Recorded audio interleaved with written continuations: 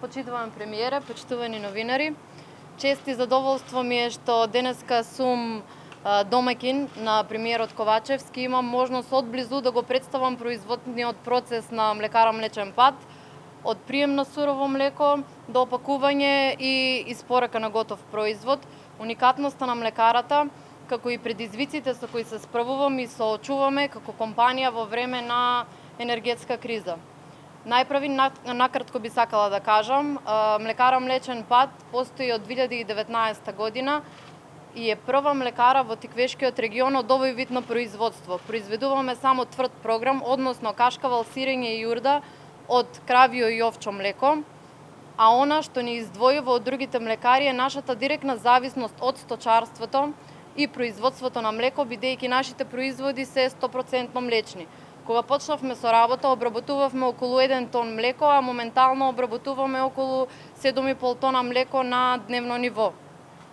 Годинава ние, како и останатите производители од земјата, го почувствувавме константното покачување на цените на млекото, репроматеријалите, како и на цените на енергенсите, кои што се покачаа и до 100% годинава во споредба со лани. Би сакала да потенцирам дека како компанија од прехранбената индустрија многу ни е важен начинот на справување со високите давачки или поедноставно кажано, секоја помош за намалувањето на трошоците е од голема важност.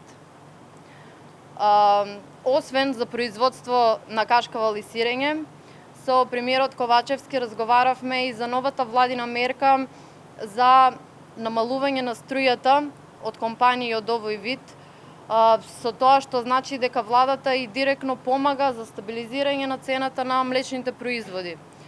Лично сметам дека по воведувањето на мерката и цената на млечните производи би се намалила за околу 10% до јануари 2023 година. Планираме и нови инвестиции и зголемување на производството на Млечен пат, но исто така се надеваме и дека владата ќе продолжи со помошта преку директни мерки за компаниите од овој вид. Се надевам бевме добри домакини и верувам дека со меѓусебна помош од овој сектор би го продолжиле квалитетот и континуитетот на македонските производи, бидејќи домашното е секогаш повкусно. Ви благодарам многу за посетата.